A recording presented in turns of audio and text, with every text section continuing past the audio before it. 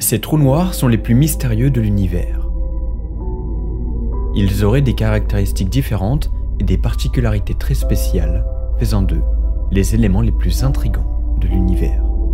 Un trou noir est une région quelque part dans l'espace, dans laquelle le tissu de l'univers, qui est l'espace-temps, se courbe et tombe plus rapidement que la vitesse de la lumière. Au centre d'un trou noir, on trouve ce qu'on appelle une singularité gravitationnelle qui est encore mal comprise. C'est le point au centre du trou noir où plus rien n'a de sens, où toutes nos notions mathématiques et physiques se mélangent, donnant des résultats totalement incohérents. C'est le point qui dépasse totalement notre entendement. Si on traverse la frontière de cette région, alors il nous serait impossible de revenir en arrière ou de communiquer avec l'extérieur.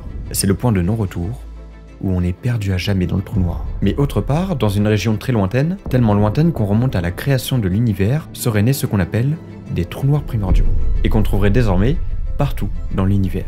Ce sont les trous noirs les plus mystérieux qui existent, alors on n'en a jamais observé, mais on pense qu'ils existent. Il s'agit là d'un type de trou noir hypothétique qui tient son origine des débuts de l'univers, qu'on appelle l'univers primordial, donc au tout début. On pense que ces trous noirs existent puisqu'ils permettent d'expliquer pas mal de nos observations. Par exemple, quand on observe notre univers au plus loin possible, on voit ça, le fond diffus cosmologique. Toutes ces variations de couleurs représentent des variations de température, qu'on peut relier à des variations de densité, puisque plus un endroit est dense, plus il est chaud. Donc ce qu'on voit, ce sont des endroits légèrement plus denses que d'autres. Donc l'une des conséquences de ces fluctuations-là serait que des trous noirs se soient formés dans les régions les plus denses. Des trous noirs qu'on appelle trous noirs primordiaux. Alors pour aller à leur rencontre, voyageons dans notre univers grâce au sponsor de cette vidéo, le navigateur Opera Browser. On est en l'an 4042 et Thomas, un astronaute, est en route pour aller aux abords d'un trou noir. Quand il s'ennuie, il sort son navigateur et va naviguer sur internet. Avant, il se plaignait beaucoup parce qu'il avait beaucoup de virus et tout était trop lent à son goût. Mais depuis qu'il a téléchargé le navigateur Opera Browser, sa vie n'est que meilleure. Grâce à ce navigateur, il peut se rendre sur internet en toute sécurité, profiter d'un bloqueur de pub et d'une navigation privée intégrée. Et oui, parce que même dans l'espace, il y a trop de publicité. Thomas, c'est un astronaute et il aime avoir une bonne organisation dans ce qu'il fait. Et Opera Browser lui permet d'organiser facilement ses onglets grâce au Tab Island. Il peut les ranger, les grouper et les arranger. Il peut même se servir de l'intelligence artificielle du navigateur qui s'appelle Aria. Cette IA est connectée au web et fournit des infos en temps réel, ce qui lui permet donc d'être à jour par rapport à ce qu'il se passe sur Terre. Aria peut traduire ce qu'il veut, l'aider dans ses recherches et même répondre à toutes ses questions. Et ça, Thomas il adore. D'un point de vue design, Opera est un excellent navigateur. Hors collaboration commerciale, je l'utilise déjà depuis 2 ans, donc je sais de quoi je parle. Et autre chose intéressante, c'est que Opera permet à Thomas d'avoir un VPN gratuit, illimité, et qui est directement intégré au navigateur. Sur le navigateur, sur la barre latérale, il peut même accéder à WhatsApp, Instagram et plein d'autres messageries. Et ça c'est cool. Et il peut même écouter de la musique depuis Opera. Bref, Thomas l'astronaute passe un très bon voyage depuis qu'il a téléchargé Opera. Alors le meilleur conseil que je puisse vous donner, c'est de vous rendre dans la description et de télécharger Opera. C'est totalement gratuit et vous allez adorer l'expérience du navigateur. Bref, le voyage est fini et on arrive aux abords d'un trou noir stellaire. Un trou noir stellaire se forme par effondrement gravitationnel d'une étoile très massive. Donc lorsqu'une étoile arrive en fin de vie et explose, son noyau se contracte tellement fort qu'il donne un trou noir stellaire. Mais pour les trous noirs primordiaux, leur formation est totalement différente. Ils se seraient formés dans une région très reculée de l'espace où la température et la pression étaient encore extrêmement élevées, où tout était chaos et totalement désordonné. On pourrait penser qu'on parle là d'énormes trous noirs gigantesques. En réalité, les trous noirs primordiaux ne sont pas si massifs que ça. Ils seraient encore moins massifs que les trous noirs stellaires et pourraient faire que quelques kilogrammes. Ce qui est bien loin des trous noirs supermassifs qui eux font plusieurs millions voire milliards de fois la masse du Soleil. C'est énorme. Donc, que sont véritablement ces trous noirs? Combien il y en a? Sont-ils liés à ce qu'on appelle la matière noire, qui est, je le rappelle, l'une des composantes les plus mystérieuses de l'univers?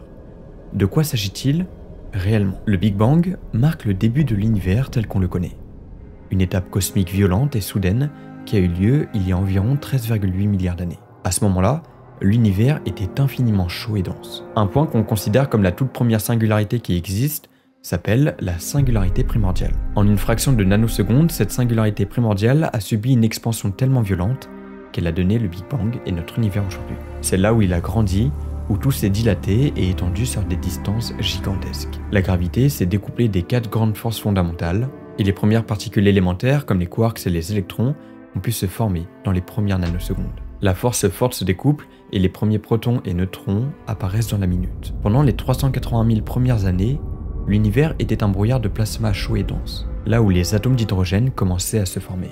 Une période qu'on appelle la recombinaison permet aux atomes mêmes de se créer. Et enfin, l'univers commence à briller. Depuis ce chaos sans nom où des zones étaient plus denses que d'autres, la lumière est libérée, créant un immense rayonnement qu'on observe aujourd'hui sous la forme du fond diffus cosmologique. Les variations qui subsistaient dans cet univers primordial ont évolué pour donner les grandes structures qu'on connaît aujourd'hui, telles que les galaxies ou même les amas de galaxies. Les premières étoiles se sont formées environ 100 millions d'années après le Big Bang.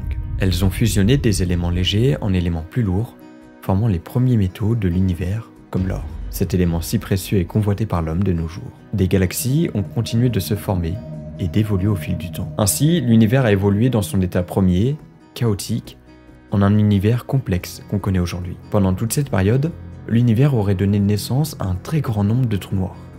Des trous noirs bien différents que ceux qu'on connaît aujourd'hui, avec des particularités bien précises. Alors, on n'a aucune preuve de l'existence de ces trous noirs, mais rien n'empêche de les étudier théoriquement. C'est un peu ce qu'on a toujours fait, étudier un mystère d'abord théoriquement, et enfin découvrir son existence des années plus tard. Les ondes gravitationnelles, par exemple, étaient prédites en 1916. Et c'est seulement 100 ans plus tard qu'on a découvert qu'elles existaient bel et bien en détectant. Mais il existe plein de techniques pour tenter d'observer des trous noirs primordiaux. Par exemple, en utilisant la sonde Voyager 1 pour détecter la matière noire des trous noirs primordiaux dans la Voie lactée. On peut aussi repérer des trous noirs grâce au rayonnement d'Hawking. Si ce qu'affirme Hawking est vrai, on peut détecter de faibles émissions d'énergie. Plus un trou noir est léger et plus il est chaud, et plus il devrait émettre un rayonnement thermique qui serait possiblement détectable depuis la Terre. Et c'est justement ce qu'on tente de repérer. Étant donné que ces trous noirs primordiaux seraient très peu massifs, ils devraient émettre un très fort rayonnement. Mais malheureusement, c'est pas simple à trouver. On peut aussi tenter de les repérer grâce aux ondes gravitationnelles qu'ils peuvent émettre. Mais ça non plus, c'est pas simple à faire. Leurs ondes gravitationnelles seraient noyées par celles émises par les systèmes binaires de trous noirs ou d'étoiles à neutrons, qui sont eux, bien plus massifs. Mais il en existe encore d'autres. Si on découvre un trou noir qui est étonnamment très léger, c'est peut-être un trou noir primordial. On suppose que les trous noirs primordiaux peuvent être à l'origine des variations de densité au tout début de notre univers, lorsque celui-ci était encore très chaud et dense, il y a 13,7 milliards d'années. Et oui, la matière agglomérée par les trous noirs primordiaux à cette époque a pu faire varier la distribution de matière. Et comme je vous l'ai dit, cette distribution de matière qui n'est pas uniforme a évolué de manière complexe. Donc en fait, les trous noirs primordiaux pourraient être à l'origine de la distribution de matière dans l'univers. Donc en gros, pourquoi notre univers est comme ça, pourquoi il est structuré comme ça, et pas autrement. Pourquoi en fait on trouve un amas de galaxies là et pas là, et d'autres galaxies ici et non là. Et c'est là qu'on voit à quel point ces objets hypothétiques sont intrigants. En parlant des galaxies justement, des études poussées sur leur distribution de matière pourraient nous donner des indices sur l'existence de ces trous noirs primordiaux. En fait, certains scientifiques pensent que ces trous noirs aideraient à la formation des étoiles. Parce que oui, ces types de trous noirs pourraient capturer des nuages de gaz et de poussière, créant des nébuleuses. Ce qui conduirait donc à la formation des étoiles. Mais dans un autre camp, d'autres scientifiques pensent qu'ils peuvent modérer la formation des étoiles en perturbant les nuages de gaz et de poussière, ce qui empêcherait donc la formation des étoiles.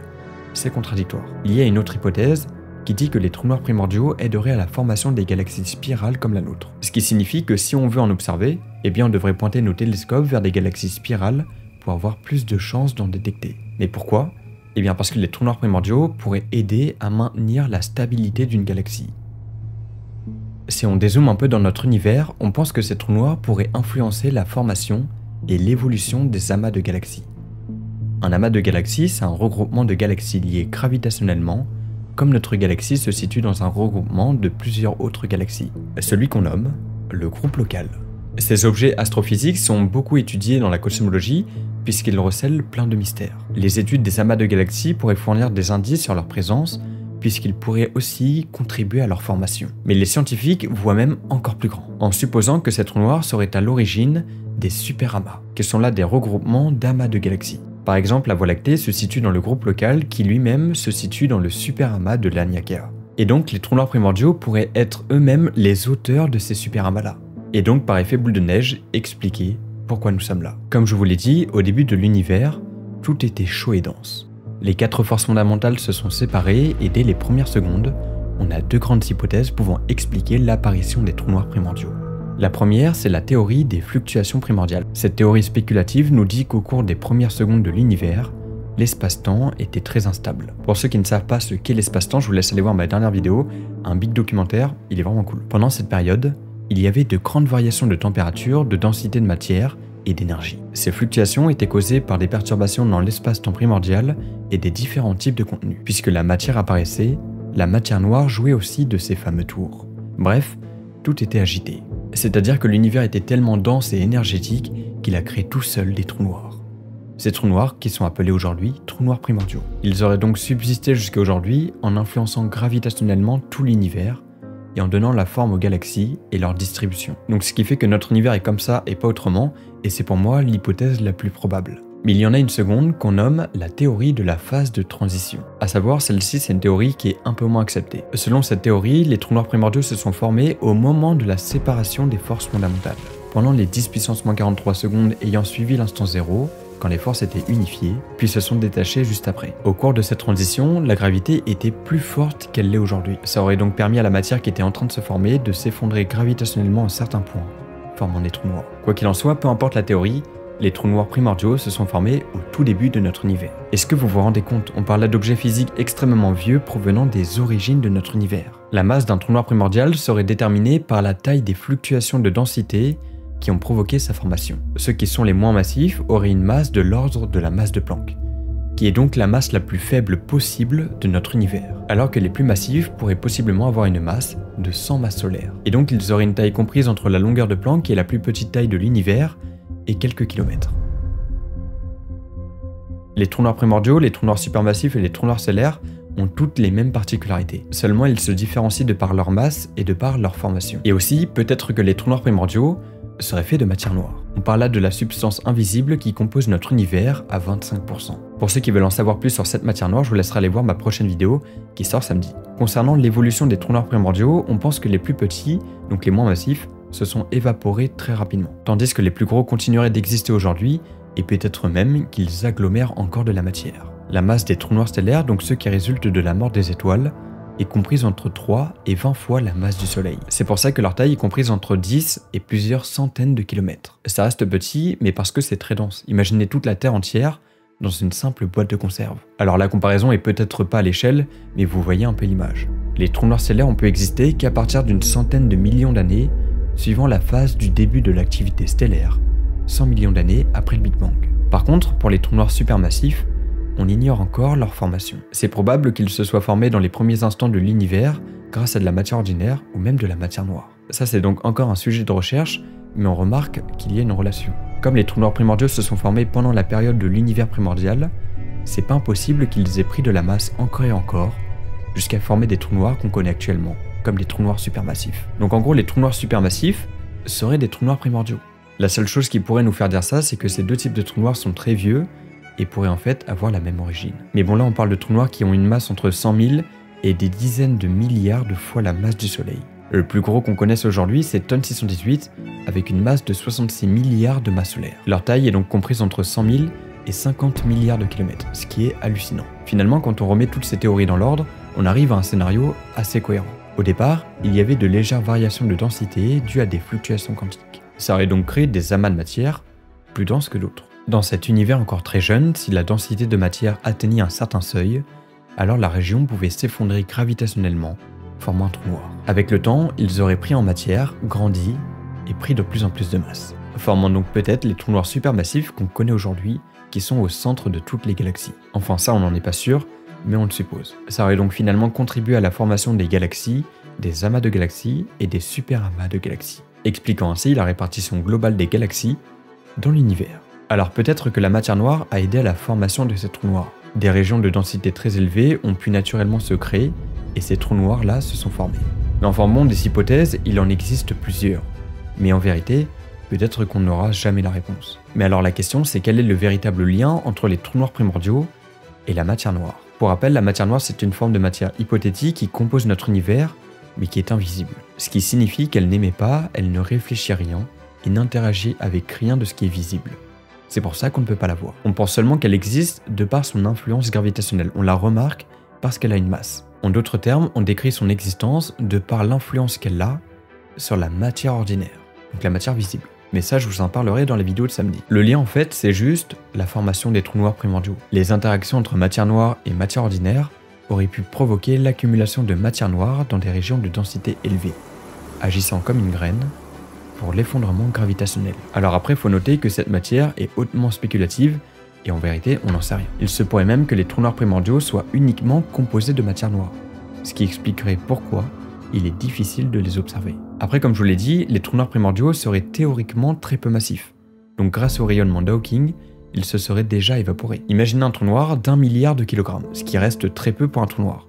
Eh bien, il aurait un rayonnement thermique d'environ 100 000 milliards de Kelvin. Et en comparaison, le Soleil brille à une température de 6000 Kelvin. Ce rayonnement thermique aurait donc conduit à l'évaporation du trou noir en seulement 2600 ans. Donc peut-être que la majorité des trous noirs primordiaux ont déjà disparu. Par contre, si les dimensions spatiales supplémentaires existent, comme c'est le cas avec la théorie des cordes, où là on admet en fait d'autres dimensions qui nous sont invisibles, alors cherchez pas à comprendre, c'est un peu complexe, mais juste en gros si à ça, eh bien l'évaporation des trous noirs aurait pu ralentir au fur et à mesure qu'ils soient petits. Donc en fait ça voudrait dire que ces trous noirs existent encore, mais que s'il y a des dimensions spatiales supplémentaires. Alors ça c'est une hypothèse, mais si on découvre un trou noir faible en masse dans notre univers, eh bien ça renforcerait la théorie des cordes. Mais bien évidemment, à l'heure actuelle, on n'en a jamais détecté. Aucune méthode ne s'est avérée efficace. Par contre, il existe ce qu'on appelle le fond stochastique gravitationnel. Alors là, c'est un domaine beaucoup plus complexe qui utilise les ondes gravitationnelles. En gros, c'est comme le fameux brouillard intense au fin fond de notre univers. Eh bien c'est exactement pareil, sauf que là on parle des ondes gravitationnelles. Donc on capte en fait des ondes gravitationnelles à certains endroits de l'univers et on obtient un fond gravitationnel. Bref, et ça pourrait peut-être nous aider à trouver des trous noirs primordiaux. On a du mal à les détecter par nos méthodes classiques et nos instruments ne sont pas assez sensibles pour les repérer pour le moment.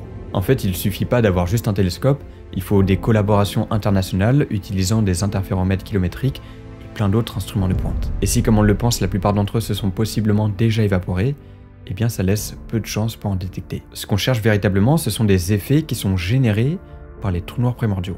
Et si on détecte ces effets-là, alors ça prouverait l'existence de ces trous noirs. Bon, l'avis sur la question des trous noirs primordiaux reste assez partagé. Certains scientifiques vont dire qu'ils existent, et d'autres au contraire vont dire qu'ils n'existent pas. On a quelques pistes, mais pas de quoi convaincre l'ensemble de la communauté scientifique. Et pourtant ces objets si mystérieux constituent un des piliers de notre univers. Qu'est-ce qu'on en sait?